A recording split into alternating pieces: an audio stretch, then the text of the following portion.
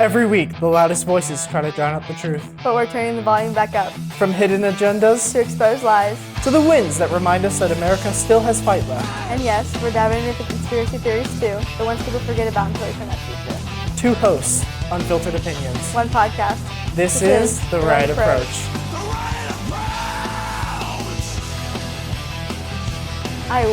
I did not look down. I looked the entire time. I do not have that memorized at all. You'd think I would after, what is this, episode 5? Yeah. I don't do it enough. It's fine. Third time's the charm, by the way.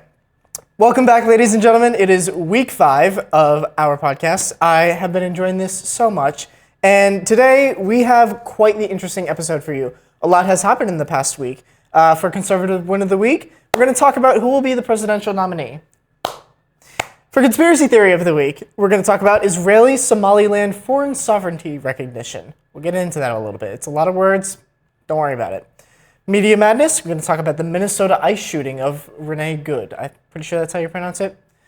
And for our main topic, Greenland. Greenland. Greenland. Just Greenland. Just Greenland. You'll see. Would you like to kick us off? I would. Okay.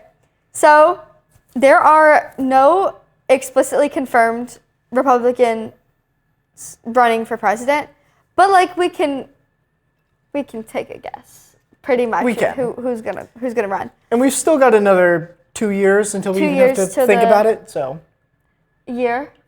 A year until they announce the nominee. Yes, and then a year. And then 2 years until we actually vote. Yes. So it doesn't matter to us for another 2 years. It matters to them in about a year.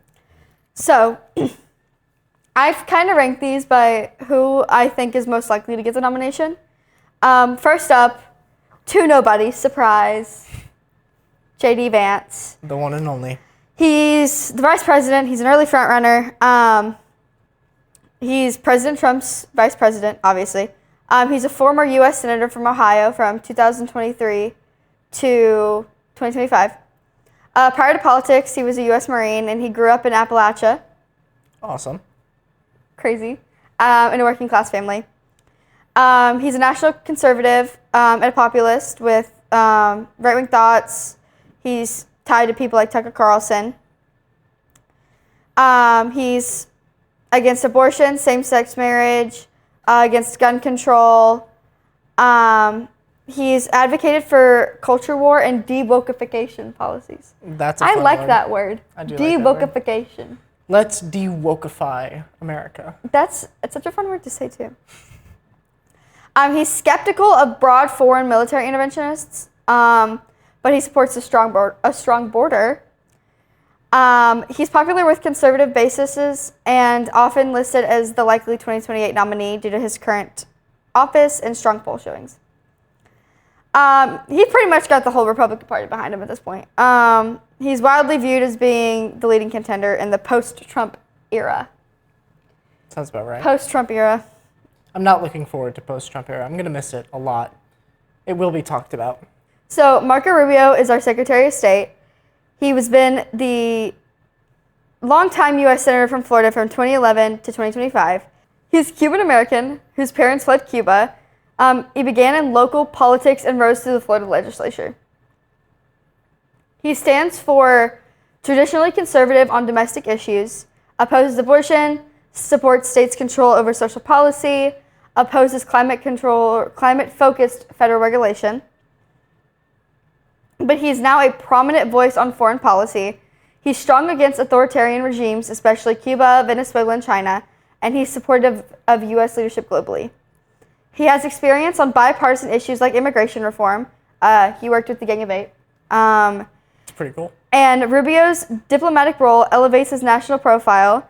He's often mentioned as a potential contender, although he may step aside if Vance runs. So that's our second overall. Interesting. I didn't know that he would be willing to step aside if Vance ran.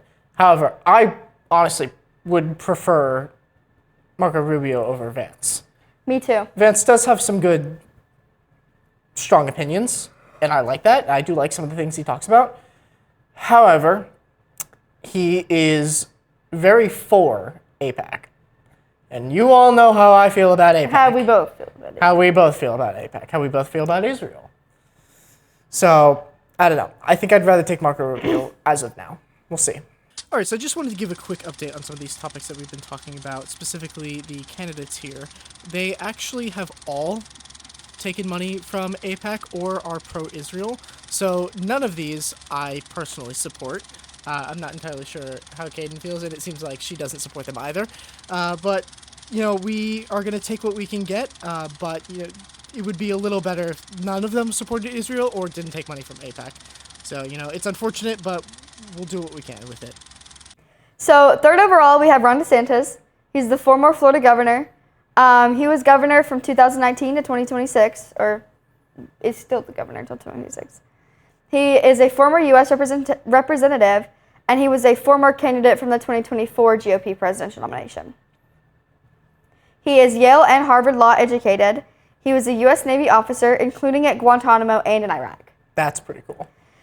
He's known for his hardline conservative policies on education, COVID-19 mandates, parental rights, and cultural issues. He pushed for laws limiting what schools can teach and emphasizing parental control over curriculum. Wow. As governor, he's focused on deregulation, tax cuts, and expanding state government authority. He still remains a prominent GOP figure with a large national profile. Although he lost influence after the primary in 2024, he's still regularly mentioned as a contender if he chooses to run. Now, as someone who doesn't, personally live in Florida, I reside here as of now. He is incredible. I love this man so much. He has so many views that align with mine and both of ours. He is going to be hopefully replaced by James Fishback, who James Fishback constantly praises him as truly America first. So I would prefer Ron DeSantis over anyone on this list. Me too. In our fourth spot, we have Tim Scott. He's a senator from South Carolina. He ran for the nomination in 2024. He was the first African American elected to statewide office in South Carolina, and he has strong ties with Republican voters. He's strongly pro-life and socially conservative, opposes same-sex marriage, and supports parental influence in schools. He's been focusing a lot on economic opportunity, job growth, and expanding opportunity zones. He represents the more traditional conservative wing of the party and has appeal in a lot of the southern GOP primaries. Cool. Then our fifth one is Sarah Huckabee Sanders. She's the Arkansas governor and a party leader. She's the governor of Arkansas and the former White House press secretary under Trump's first term. She's known for close alignment with Trump's messaging and policy. She's conservative on fiscal and social issues, focusing on small government, pro-business, and cultural issues. She emphasizes parental involvement and state authority over educational content. And she is known nationally due to her White House role and could be a contender or influential kingmaker in the primary. For her, I don't really know a lot about her, and she is in the same position that Caroline Leavitt is in right now, who has received far more media attention than any other press secretary in the history of press secretaries, as far as I'm concerned. So I would rather take Caroline Leavitt over this person, mainly just because she's popular, and I don't really know a lot about Sarah Huckabee, but for someone who as loud and as strong-willed as Caroline Leavitt is, I think I'd take her. Then we have our last one. I'm not a fan of him, Really? but it's Glenn Youngkin. He's been the governor of Virginia since 2022. He was a longtime businessman and co-CEO of a major investment firm. He's blended business experience with politics, winning a swing state in 2021. He promotes education reform, tax cuts, and conservative governance, while sometimes taking a more moderate stances, supporting vaccination efforts, stuff like that. Mm-hmm. He focuses on appealing to suburban and moderate GOP voters, as well as traditional conservatives. But he's seen as a political potential unifying or centrist candidate in the GOP field, especially important if we're looking for alternates like Beyond MAGA. like someone that's kind of like in between the two. Yeah. Cool. Awesome. So my want is Mr. DeSantis. Yeah, no, me too, 100%. He would be my first choice over anyone. Unfortunately, we don't really get a say. We just have to sit here and watch and vote. That's all we can do. And, it is what it is. Maybe he'd run regardless as a third party. We'll see. I doubt it, but we'll see. All right, conspiracy theory. You ready? Yes. It's pretty interesting. So, for those of you who don't know, a foreign sovereign nation is a term for a country that has been recognized by the larger community as a state that has either broken away from or is its own state and can, contribute to trade and the global economy and this, that, and the other. There's a big definition for it, and there's a lot that goes into it. Israel has recently, as of this past week, recognized Somaliland, which is a breakaway state from Somalia, as a sovereign state. So Odd. It's very weird. It's kind of random, completely random, especially with everything going on in the news with Somalians in Minnesota. It's interesting to see and watch as this is happening out of nowhere, seemingly. However, apparently this has been going on for a little while. The talks about this have been in the works. So what does it mean to be a sovereign state? A sovereign state is an independent political entity with supreme authority over its own territory and people. And again, there are some other stipulations that have to occur, and the greater global, network of countries also have to agree that this is a sovereign state, and they have to recognize it as one. So why is this seen as being controversial? Israel claims they did this to show the people of Somaliland that Israel cares about them and that they want to help them grow as a prospering country, giving Israel a massive boost in public popularity in the country. However, there are certainly deeper reasons to why. Houthi groups are located very nearby to Somaliland. This gives Israel direct access to target them. One BBC article states, quote, Israel requires allies in the Red Sea region for many strategic reasons, among them the possibility of a future campaign against the Houthis.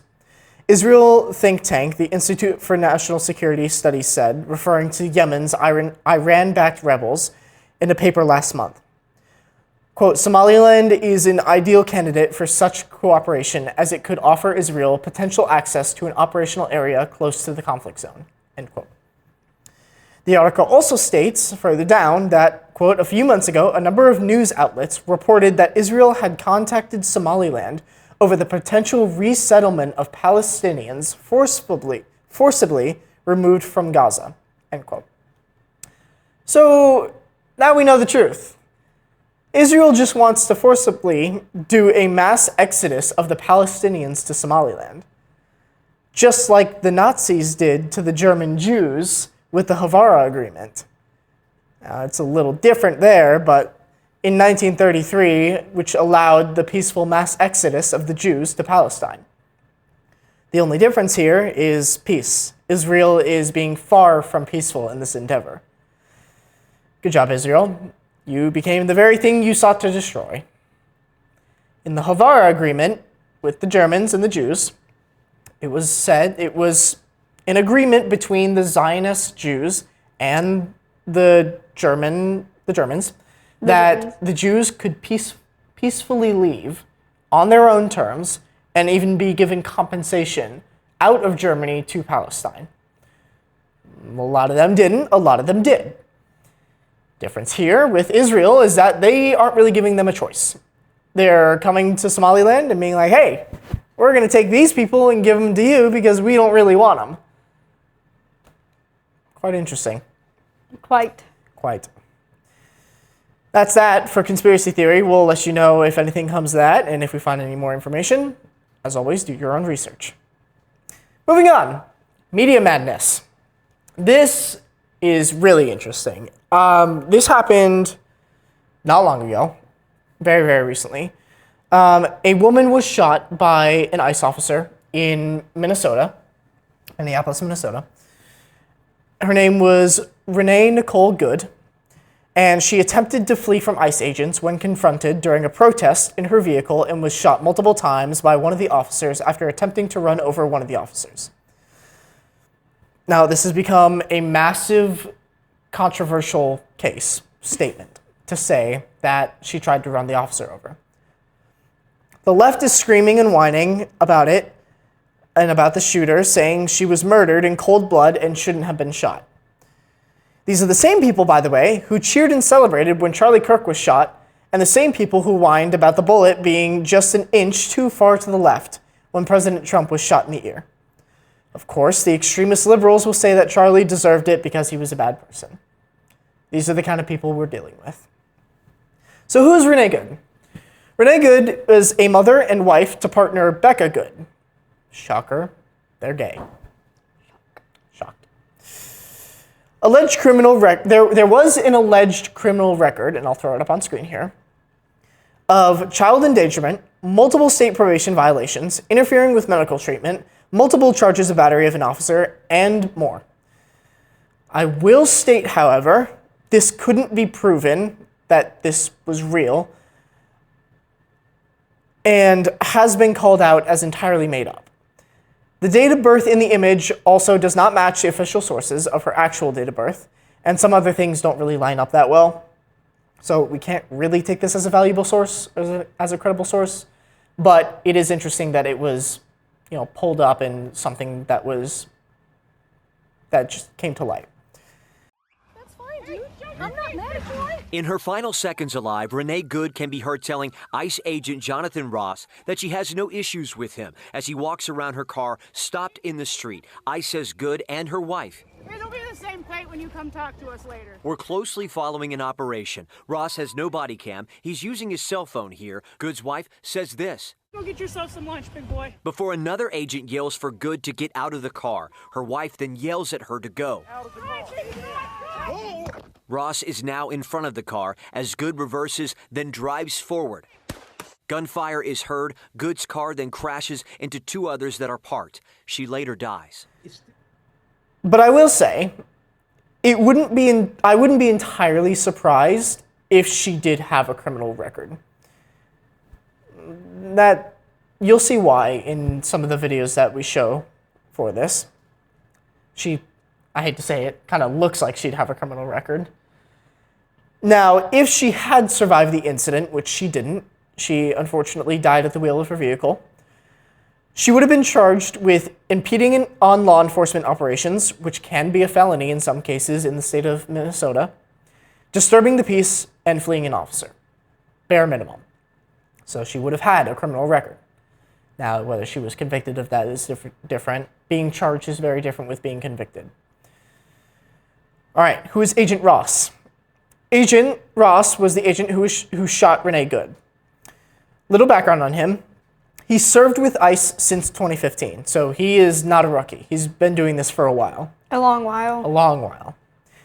He was seriously injured last summer when he was dragged over 100 yards by a vehicle of a fleeing suspect whom he shot with a stun gun. I'm going to read you some of the article highlights from where we're getting this from. Ross was a leader of a team of agents who went to arrest a man who was in the U.S. illegally in the Minneapolis suburb of Bloomington on June 17th. So, same area, relatively. Agents had gathered outside the home of the man, Roberto, I'm going to butcher this, Roberto Munoz Guatemala.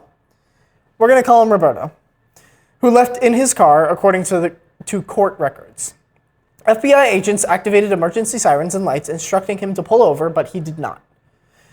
Ross pulled his vehicle diagonally in front of Mr. Roberto to force him to stop. Ross and an FBI agent identified themselves as police and pointing guns at Roberto, who raised his hands. Ross then approached Roberto and his vehicle and ordered him to put it in park.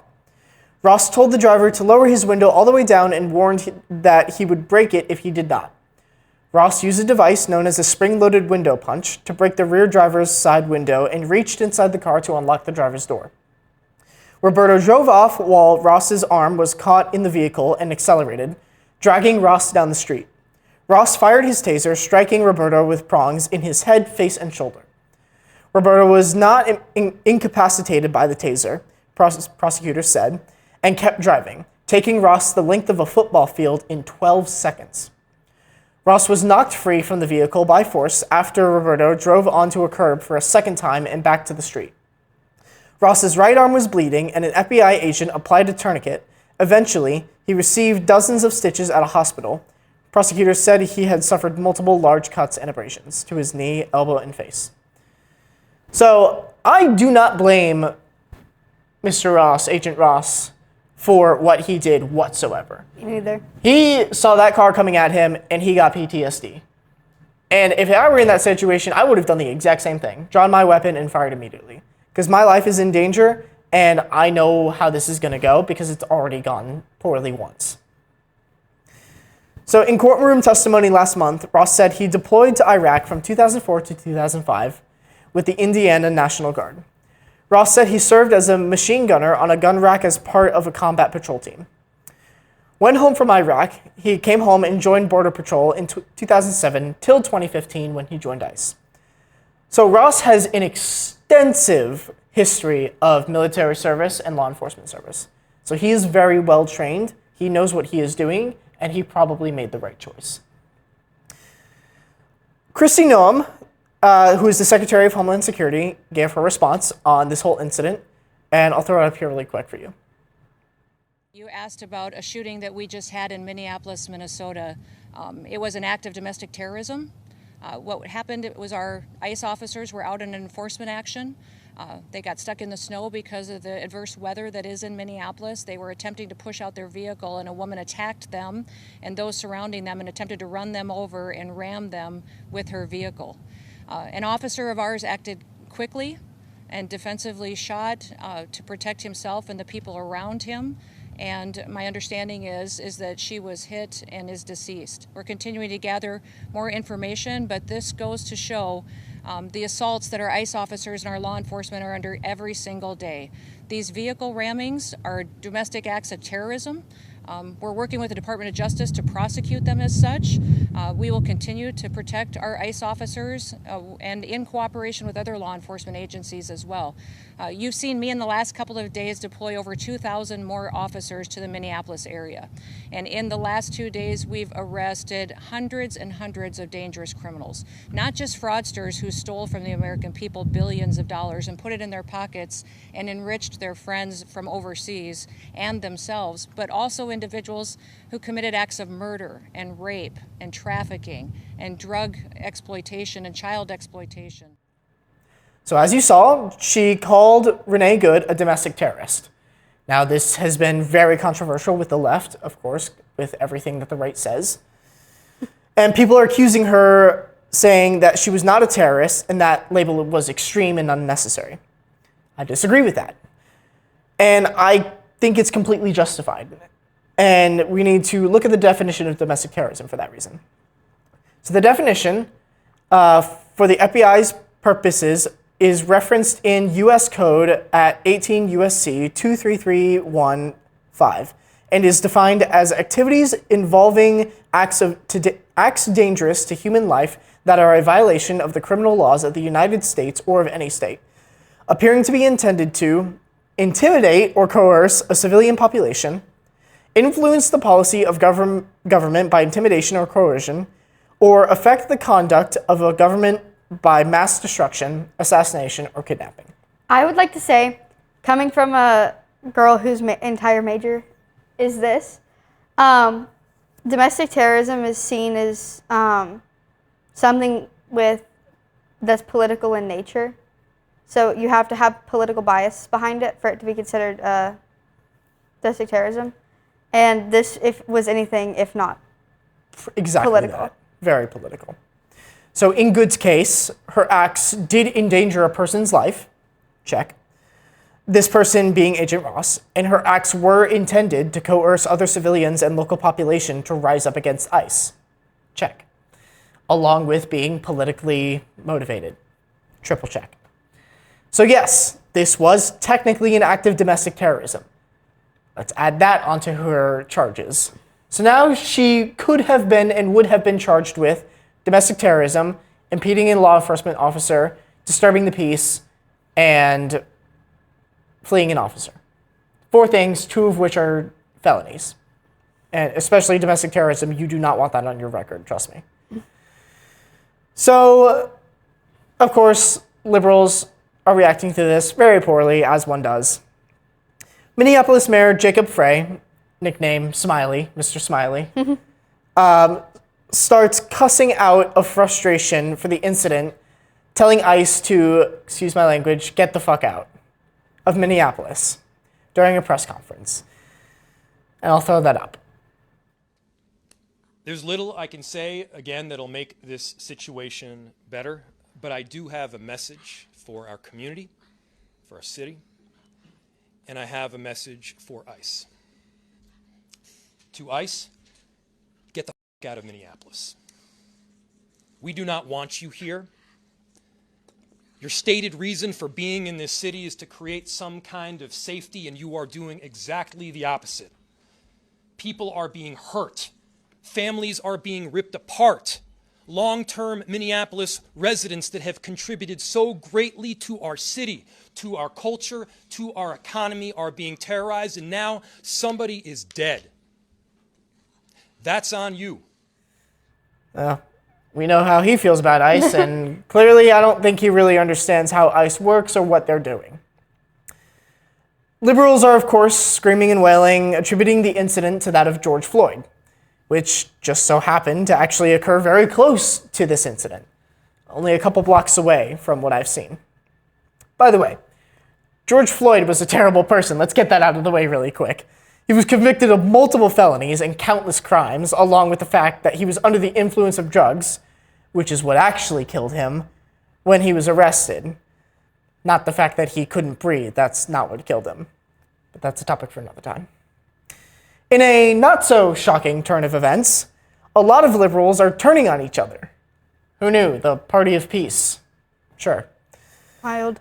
Mainly black liberal activists online are shaming protesters of the ICE incident for using terms and slogans for Renee Good, such as, say her name, and other calls to action, saying that these are their own lines and that a white person can't say that.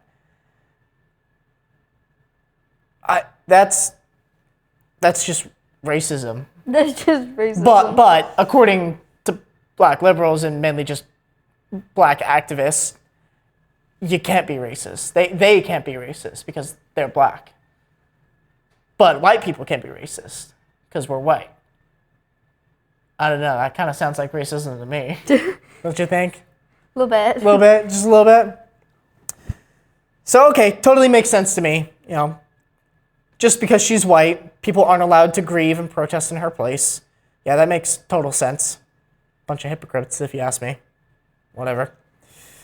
We'll keep you updated on that whole topic. If all hell breaks loose in Minneapolis, we'll let you know. Probably will. Probably will. Okay, so now we're on the topic of Greenland.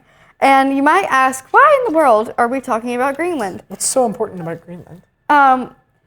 Everything's important about Greenland. We're apparently, according to the liberals, we're just somewhere sitting in the ocean just waiting to take over a whole ass country, but apparently that's what we're doing. I will never understand the liberal mind. But we're going to talk about why Greenland matters strategically, why we are apparently so concerned about them, what's going on, because people are like, well, why are we taking over Greenland? Like, what do we even want with Greenland? Where did this even come from? I'm going to tell you about it. So, why Greenland matters strategically. So, it's an autonomous territory of Denmark, located between North America and Europe and the Arctic. So, the United States, Greenland, Europe. As ice melts, new shipping lines, military routes, and access to resources are opening. This has turned the Arctic into a new global power battleground. And Greenville, South Carolina, that's who we're taking over. But Greenland sits in the center of it. Okay, rare earth minerals. Greenland holds major deposits of rare earth minerals used in military systems, satellites, radar, missiles, electric vehicles, and advanced technology. China currently dominates the global rare earth supply, creating a serious national security risks for the U.S., but Greenland offers an alternate source outside of Chinese control. U.S. military presence. The United States operates I'm gonna try here. Pacific Space Base, formerly Thule Air Base. I know that one. In Greenland. It's critical for missile warning systems, space surveillance, and tracking threats from Russia. Greenland's location allows early detection of attacks over the Arctic. Russia has reopened. This is where Russia gets brought into this whole situation. Russia has reopened Cold War bases. Whoa, okay, I did not know that. Built new airfields, and increased submarine patrols, and expanded bomber flights in the Arctic. That's crazy. The region is now an active military zone, not a frozen buffer. That's insane. I never thought I'd see that in my entire life. So, you got Russia over here, but then you got China, calling itself a near-Arctic state and pushing the polar Silk Road. Chinese companies are trying to invest in Greenland's airports and mining projects. The U.S. has blocked several deals due to national security concerns. Makes sense to me. Then, why did this all get brought up in the first place? Well, in 2019, President Trump suggested buying Greenland to secure long-term strategic control. Denmark rejected it. But the move made clear that the U.S. sees Greenland as a strategic priority. And when this first happened, I, along with most other people, saw this as a complete joke. Like, Trump was trolling. Yes. And everyone was like, oh, okay, haha, funny, yeah, whatever. But as of like a week ago, it's become very almost real, and he's been pushing it pretty hard. As of today, Trump has sat down with, I guess, officials of Greenland and Denmark to start discussing this becoming an actual possibility. So the U.S. has reopened its consulate in Nuuk and has increased aid and investment to strengthen ties with Greenland and block Chinese influence. Now, Greenland has its own government and has discussed greater independence from Denmark. If Greenland becomes independent, the U.S. wants to be its primary partner, not China. But why is this whole thing going on in general? The Arctic is opening. Russia is militarizing. China is expanding. Rare earth supplies are vulnerable. Military positioning is shifting. And Greenland is literally in the middle of it all. Yep. So the bottom line, it's about power. It's about resources. It's about military defense. And it's about blocking China and Russia. Greenland is not just land, it's leverage at this point. 100%. So one thing that I think I actually would like to know is, if we did buy Greenland, would they become another, like, Puerto Rico? Like a province of the U.S., or would they become an actual state? Like Alaska? I think it would be a province. I think it would be a province too, because they seem to still want their own sovereignty, but we're buying them up. So either they declare sovereignty from Denmark and from the U.S., but stay partners with us, and they could choose to be partners with China if they wanted, God forbid. Please no. Or we buy them and they either become the 51st state, just like with Alaska that we bought from Russia, or they become something like Puerto Rico, which is a province, and they wouldn't have the ability to vote for our presidents, and they wouldn't have the ability to do a whole lot with our government. But they would technically belong to us. I guess we'll find out. We'll see. This has been quite the quick episode, but quite the action-packed episode. Action-packed? Mm-hmm. Interesting. Exciting. A lot of stuff to really consider and think about and keep an eye out on. And we will certainly keep you updated on all these topics. We shall. And in the meantime, be safe, do your own research, and this has been The Right Approach.